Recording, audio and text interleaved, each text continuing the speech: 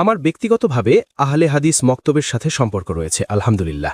কুরআনের সাথে মানুষকে সংযুক্ত করার বিষয়ে তাদের সাথেও আমার দেখা সাক্ষাৎ ও যোগাযোগ হয়।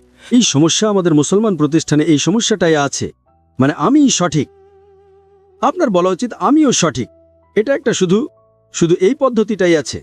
এটা কি কোরআন মাজিদে লেখা আছে যে আপনি 2 ঘন্টা করবেন? লেখা আছে কোরআন মাজিদে? না। কোথাও হাদিসে লেখা আছে? কেন আপনি জবরদস্তি করছেন যে আমি যা করি সব মানুষ তাই করবে?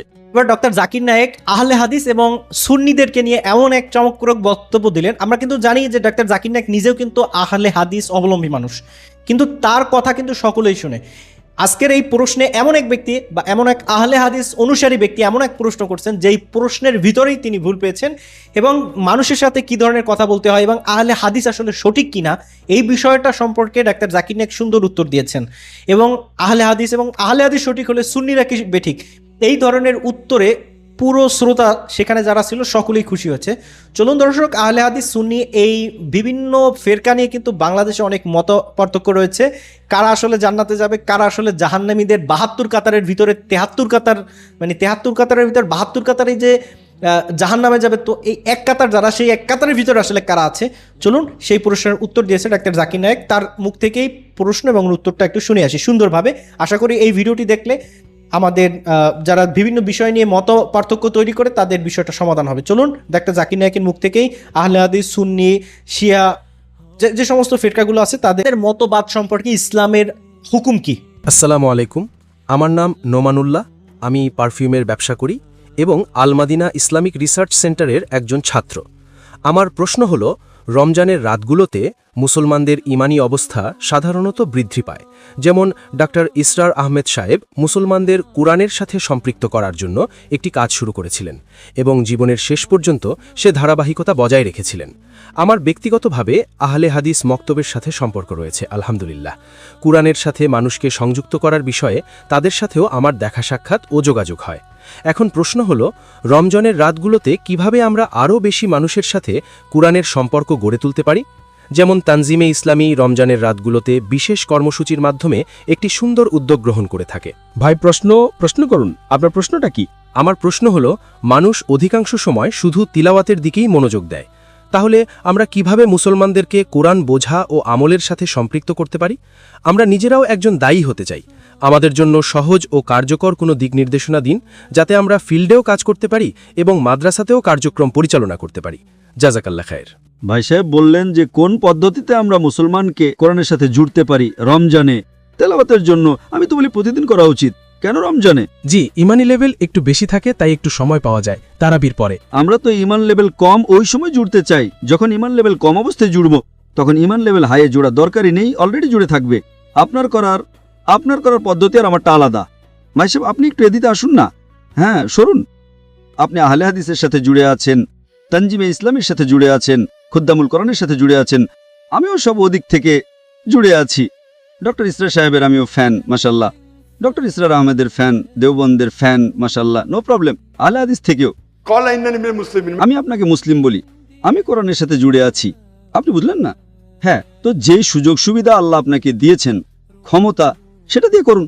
আর যদি আল্লাহ আপনাকে ক্ষমতা দিয়ে থাকেন রোজ মানুষকে জোড়ার, তো রমজানের জন্য কেন থামছেন? বাকি টাইমে কি করবেন? মশা মারবেন? রোজও জুড়ি, এমনিতে রোজ আমাদের ক্লাস চলে। তো সবাইকে বলো যে রোজ জোড়ার চেষ্টা করো। তো এই প্রশ্ন যে রমজানে করা শুধু ঠিক আছে, যদি আপনার কম লেভেল হয় তো রমজানে তো জোড়ো, নো প্রবলেম। তো কে আপনাকে আটকাচ্ছে? আসলে অনেক মাদ্রাসায় মসজিদে এই কাজটা হয় না। যদি ওরা শুরুও করে দেয় তো বেশি থেকে বেশি 15 মিনিট দেয় আর সারসংক্ষেপ নাম দেয়। 15 মিনিটে একটা আয়াতের তাফসিরও মোটামুটি সঠিকভাবে হতে পারবে না। তো কি হয়? মানে সংক্ষিপ্ত ব্যাখ্যা 2 ঘন্টা, অন্তত 1.5 ঘন্টা, আস্তে আস্তে বাড়িয়ে অন্তত রমজানে পুরো কোরআন একটা সংক্ষিপ্ত অনুবাদ দিয়েও জুড়ে নিলে বেশ কিছু মানুষ যারা আছে এদের সাথে। এই সমস্যা আমাদের মুসলমান প্রতিষ্ঠানে এই সমস্যাটাই আছে, মানে আমি সঠিক, আপনার বলা উচিত আমিও সঠিক। এটা একটা শুধু এই পদ্ধতিটাই আছে। এটা কি কোরআন মাজিদে লেখা আছে যে আপনি 2 ঘন্টা করবেন?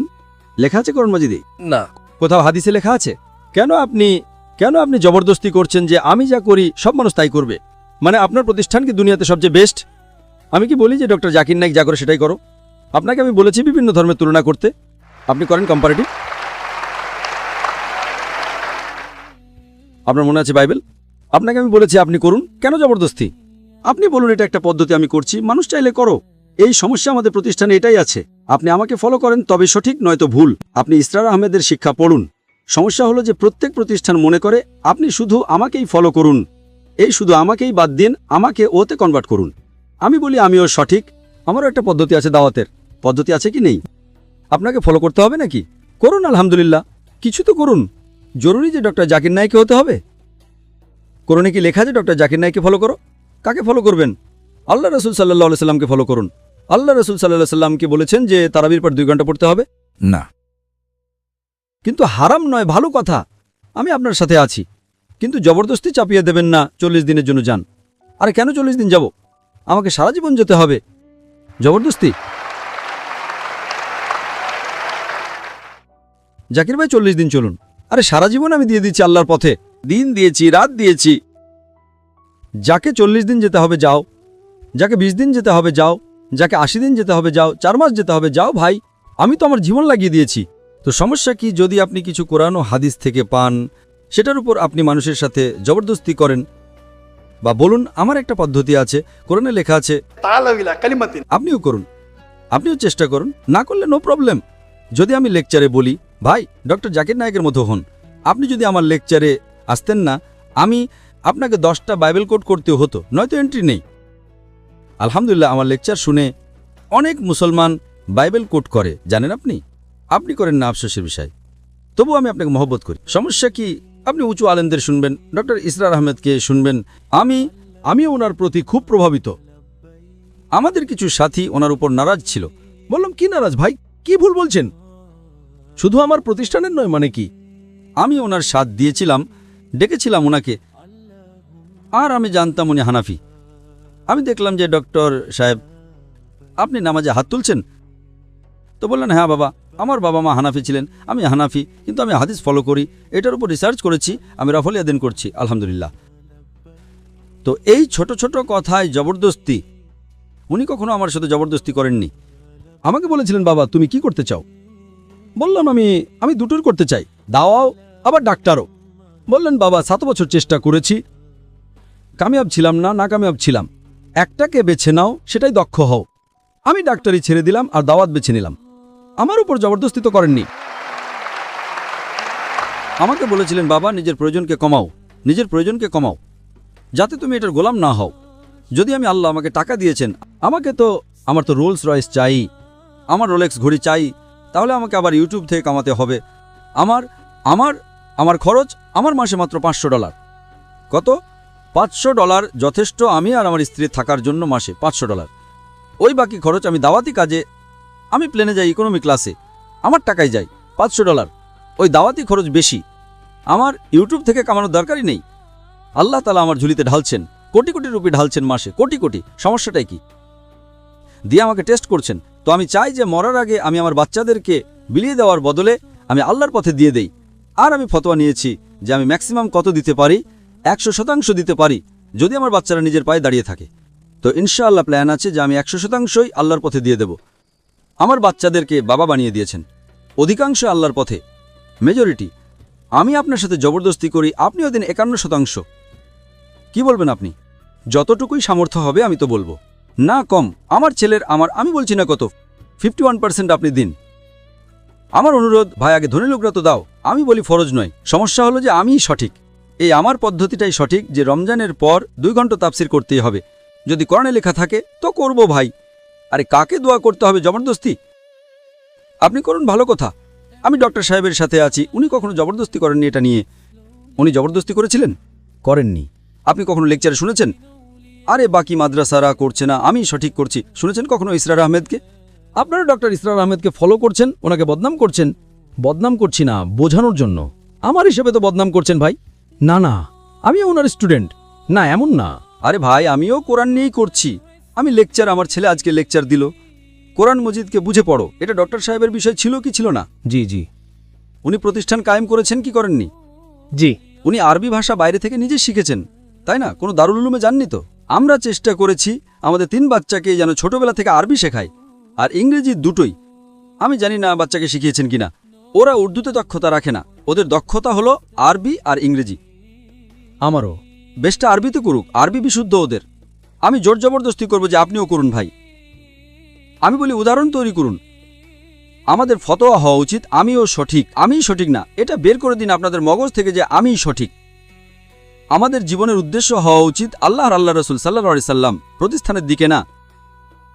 আমি আমাকে আপনি বললেন আমি আহলে হাদিস থেকে, আমি ইসরার আহমেদকে জানি, আমিও আহলে হাদিস থেকে, আমি দেওবন্দ থেকে, আমরা বেরেলভী আলেমদেরও মানি, আমি সবার মাশাআল্লাহ উপাধিতে মুসলমান, लकब से मुसलमान हूं। ভালোবাসা সবার সাথে রাখি, সব আলেমদের ভালোবাসি। যদি আল্লাহ এবং আল্লাহ রাসূল সাল্লাল্লাহু আলাইহি সাল্লামের রাস্তায় ধ্যান মতভেদও যদি থাকে তারপরও ভালোবাসি, কারণ কোরআনের আয়াত আছে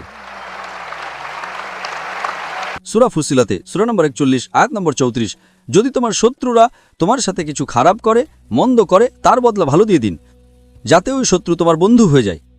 ঠিক কি না? আপনার ভাগ্য, আপনার কতজন শত্রু আপনার বন্ধু হয়েছে? আপনার তো শত্রুই নেই, তাই না? না না, আছে, অনেক শত্রু আছে। ইনশাআল্লাহ আল্লাহর কাছে দোয়া করি আমাদের সবাইকে হেদায়েত দিন, আর আমরা যেন আল্লাহর কিতাবের উপর আমল করি, আল্লাহ রাসূলের হাদিসের উপর আমল করি, আর ইনশাআল্লাহ আল্লাহ সব আমাদের সবাইকে ইনশাআল্লাহ জান্নাতে একত্রিত করুন। आखिर दावाना अल्हम्दुलिल्लाह रब्बिल आलमीन। ডাক্তার জাকির নায়েক তিনি এমন একজন সহজভাষী, তিনি ইসলাম নিয়ে এত সুন্দরভাবে কথা বলেন, তার কথা বলার স্টাইল কিন্তু অনেক পরিষ্কার। তিনি কিন্তু কোনো কথা গুজমিল করে বলেন না, তার কথার ভিতর এমন সব যুক্তি থাকে যেটা আসলে বিশ্বের সব মানুষই কিন্তু পছন্দ করে। এখন তার কথা হচ্ছে এখন মুসলমান, সেই জন্য একদিন মুসলমান পছন্দ করতেছে, বিশেষ করে এইটা কিন্তু না, বিশেষ করে তরুণদের কাছে তিনি অনেক জনপ্রিয়। কারণ হচ্ছে বাংলাদেশে যে সমস্ত, বাংলাদেশ না, বর্তমানে যে তরুণরা জেনজি তৈরি হতেছে, তারা কিন্তু প্রমাণ ছাড়া কোনো জিনিস বিশ্বাস করতে চায় না। আর ডাক্তার জাকির নায়েক সেই প্রমাণটা দিয়েই কিন্তু কথা বলেন, আর কারণ তিনি সব বিষয়ে পারদর্শী, আর তার এই যোগ্যতার কারণেই কিন্তু মানুষের কাছে তিনি দিন দিন পরিচিত হচ্ছে। ডাক্তার জাকির নায়েক এখানে যে উত্তরগুলো দিয়েছে আপনার কাছে আসলে কেমন লেগেছে, এবং আপনিও ডাক্তার জাকির নায়েকের লেকচারগুলো শুনেন কিনা কমেন্ট অপশনে লিখবেন। পরবর্তী ভিডিও দেখতে হলে আমাদের এই চ্যানেলটি সাবস্ক্রাইব করে রাখবেন। ভালো থাকবেন সবাই, আসসালামু আলাইকুম রহমতুল্লাহ।